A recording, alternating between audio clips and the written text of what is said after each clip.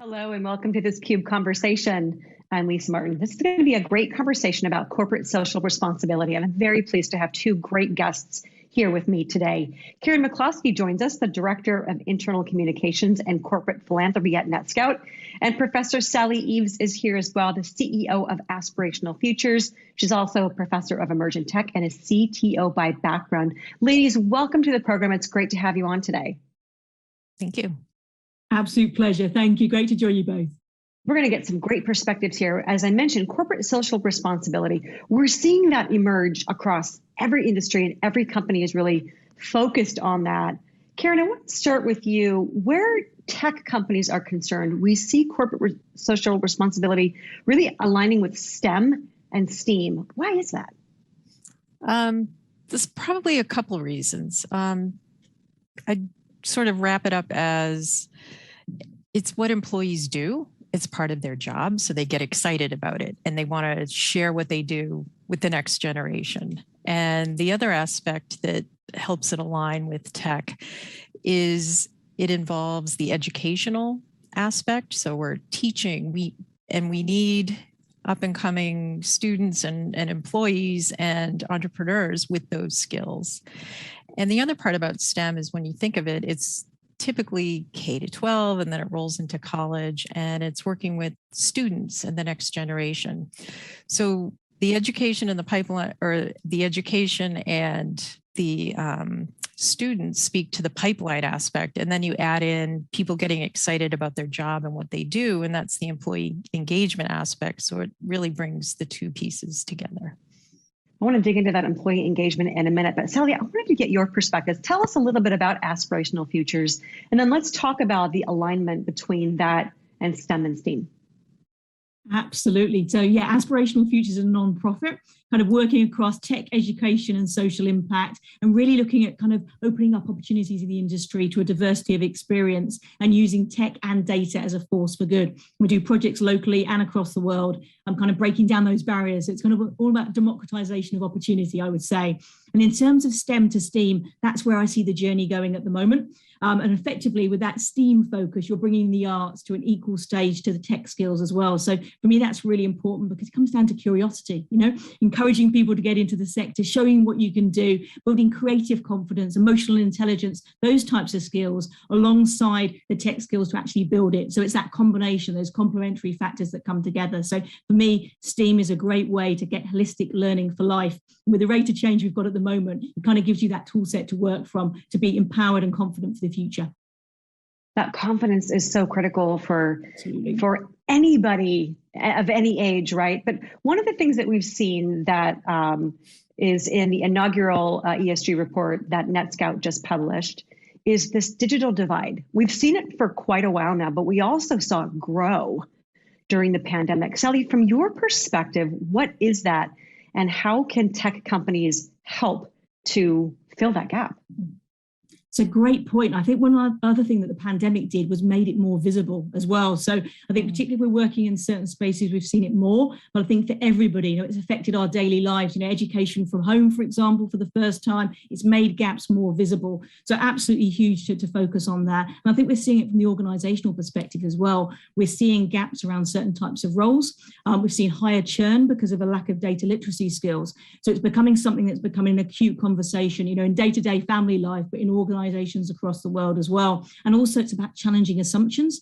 Just a few weeks ago, there was some research that came out of the University of Reading in the UK in a conglomerate with other universities as well. And it was kind of showing that actually you can't make the assumption, for example, that teenagers that kind of call digital natives all the time actually have full confidence in using data either. It was actually showing there were gaps there too. So we've got to challenge assumptions. So literacy in all its forms, whether it's data, whether it's financial, is absolutely key. And we've got to start earlier. So what I'm seeing more of is better outreach from tech companies and other organizations into primary schools through to universities as well, kind of internships and placements. But also another really interesting area that we do with the nonprofit is looking at data waste as well. 90% of data that's archived isn't touched again after kind of 3 months. If you think about the amount of data we're producing at the moment, how can we reuse that as a force for good, as a training opportunity? So let's think creatively, let's be pragmatic, address some of these data literacy gaps, but we have to do it at all levels of the community and also for adult learners too. That's hugely important. Right. It knows no age. And you're right that the visibility on it, I think, it can be a very good thing, shining that light, finally going, we've got to do something. Karen, talk to us about what NETSCOUT is doing. The digital divide is there. You guys are really focused on helping to mitigate that. That's right. That's right. So as guardians of the connected world, that's our job with our customers and our products, but also with our people and our communities, is getting people connected. And how can we do that? And in what ways are we able to do that? And recently we engaged with Tech Goes Home, which is based in Boston, and they provide those first three pillars that everybody needs: access to a device, access to the internet, and skills to use that. And they work with families and students, and they say their programs go from 9 to 90. So they've got everybody covered. And what's exciting for us is it kind of falls from a volunteer perspective right in our wheelhouse. So they had to transition from in-person to distance learning with the pandemic, and suddenly their program materials needed to be online, and they needed to get people up and running without the benefit of an in-person class. What NETSCOUT volunteers were able to do was create those tutorials and those programs that they needed. And we also have people all over the world, and then we translated them into a bunch of different languages, and they were able to then move forward with their programs. So Tech Goes Home and programs like that are really that first step in bridging the digital divide. And then once you've got the basics, the toolkit and the skills, what else can you do? And Sally mentioned visibility. It's what are the opportunities? What can I do now? I didn't realize there was a career path here. I need these skills to build a business. Help me learn more. So then there's that whole other aspect of furthering what they can do now that they have those skills and the learning. And something like a hackathon might be a fun way to engage kids in those skills and help them go a little further with the tools they have. And NETSCOUT's done a number of hackathon programs. Last year, I know you had an all-girls hackathon virtually in 2020. Talk to me about some of that, and then I want to get Sally, I want to get your perspectives on what you're doing as well. So our hackathons, and I'll try and keep this brief because we've done a lot, they were actually brought forward as an employee idea. So that also speaks to our culture. It's like, hey, we should do more of this. We have a partner with Shooting Stars Foundation, and one of our employees is is their board chair. And the hackathons, what they do is and these are beginners hackathons. So we're talking middle, high school. And the theme is civic, so something good for society. And what we do is over a course of 12 hours, not to mention all the pre-planning.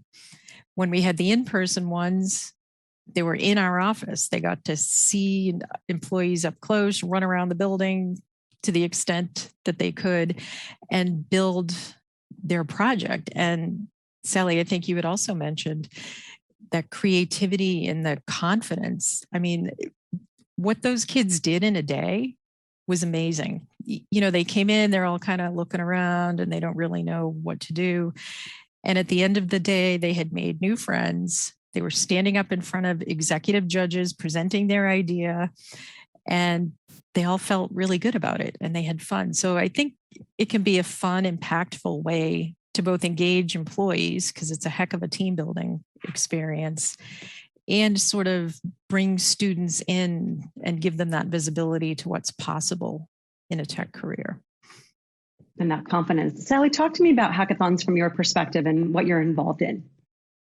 Absolutely. Funny enough, I've just come from one. So I'm at COP26 at the moment, and I've been involved in one with a university, again, using that talent and building that empowerment around SDG challenges. So in this particular case, around sustainability. So absolutely love that, and really echo Karen's thoughts there about how this is it's a reciprocal relationship. It's also super rewarding for all the employees as well. We're all learning and learning from each other, which I think is a fantastic thing. And also another point about visibility, seeing someone in a role that you might want to do in the future, I think is hugely important as well. So as part of the nonprofit, I run a series called 365.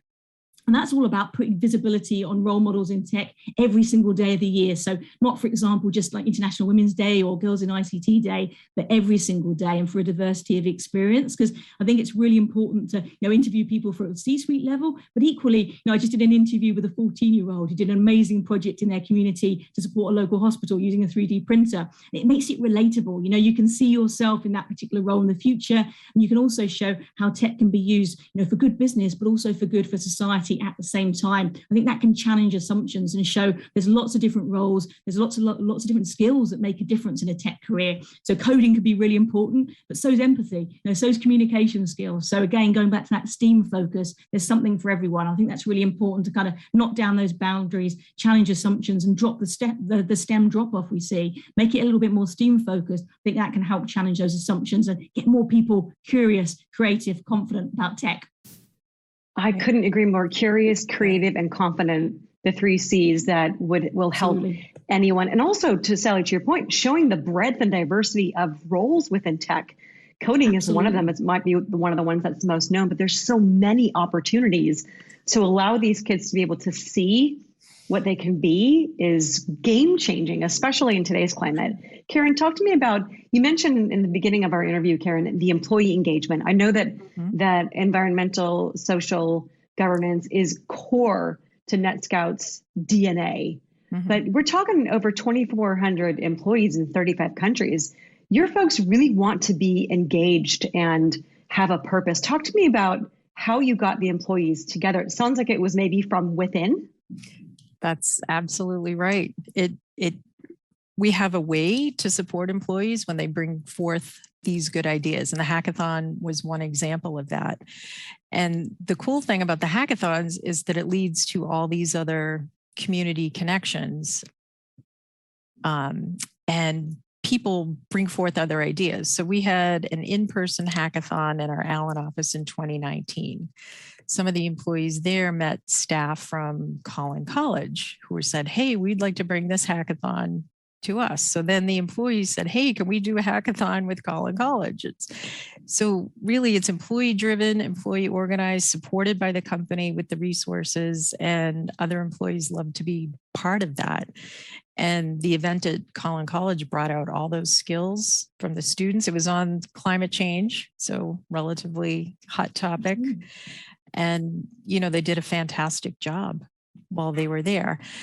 But that employee engagement, as you said, it comes from within. So they have the idea, we have a way and a path that they can find what is needed in their community and deliver on that. And it really becomes a sense of pride and accomplishment that it wasn't a top-down mandate that you must go volunteer or paint this wall. They identified the need in the community, proposed the project, get the volunteers, get the corporate support, and go forth and do it. And it's really amazing to see what people do in their community. Well, incredibly rewarding and fulfilling, but also very symbiotic.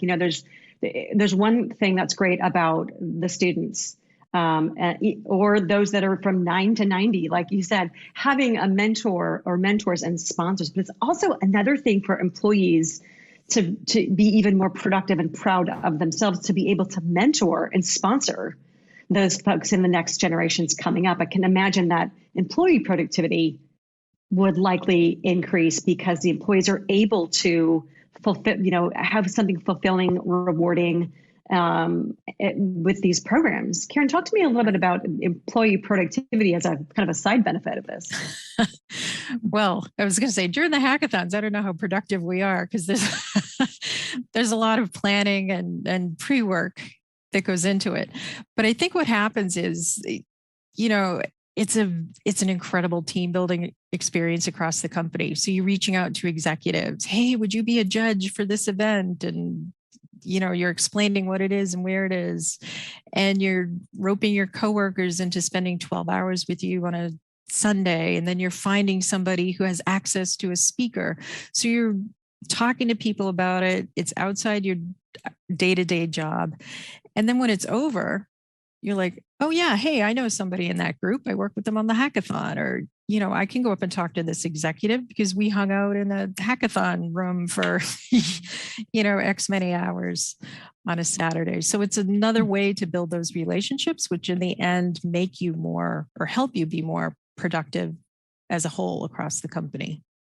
Absolutely. Relationship building, networking, those are all critical components to having a successful career, whether we're talking about STEAM or not. I want to unpack something, Sally, that you said in our remaining few minutes. You talked about challenging assumptions. And I suppose I'm one of those ones that always assumes if I see a Gen Zer, they're going to know way more about how to use my phone than I do. But you bring up a really good point that there are these assumptions that we need to focus on, shine the light on, address them, and crack them wide open to show these folks from 9 to 90 that there are so many opportunities out there. They're limitless out there, I would say.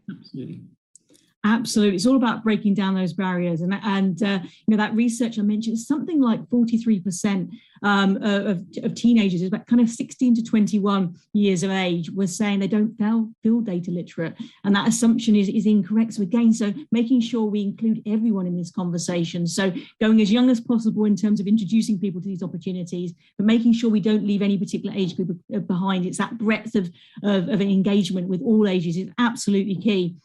But again, showing there are so many different routes into tech as a career. There isn't one linear path. You can come from a different area and those skills will be hugely valid in a tech career. So absolutely challenging assumptions, changing the narrative about what a tech career looks like, I think is absolutely hugely important. Hence why I do that series, because you want to see someone that's relatable to you, at your next level potentially, and something, 3 steps ahead. It just makes it so important. So for me, democratization of opportunity, breaking down barriers, showing that you can go around different ways and it's absolutely fine. And you know what, that would probably, you can learn from that experience, you can learn from mistakes.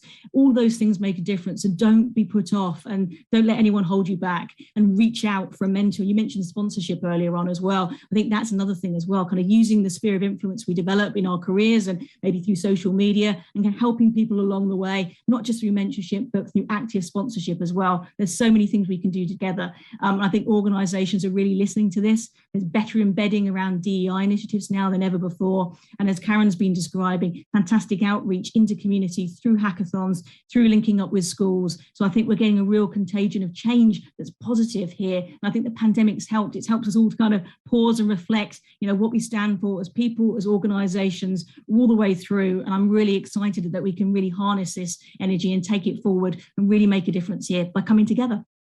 And that is such a great silver lining, all of those points that you mentioned. Karen, I want to wrap with you.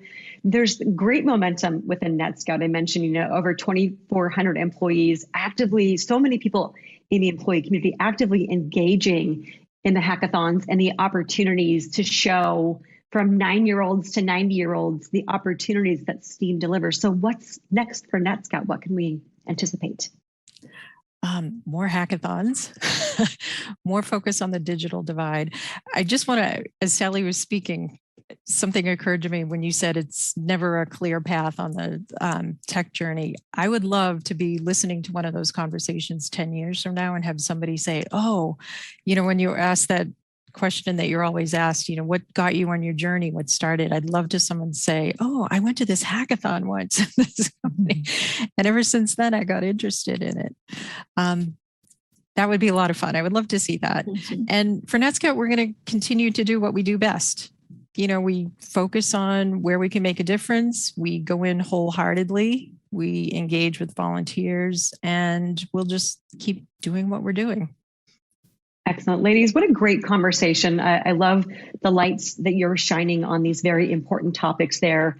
You're right. I talk to a lot of people about their career paths, and they're very zigzaggy. It's the exception to find one, that were studying computer science or engineering. But Karen, I have no doubt with the focus that NETSCOUT's putting, that Sally, that your organization is putting on things like hackathons, getting people out there educated, becoming data literate, that no doubt the narrative will change in the next few years. That I went to this hackathon that NETSCOUT did, and here I am now. So great work, very important work. I think the pandemic has brought some silver linings there to what your organizations are both doing, and look forward to seeing the next generation that you're inspiring. Thank you so much. Real pleasure. Likewise. For Sally Eaves and Karen McCloskey, I'm Lisa Martin. You're watching a CUBE Conversation.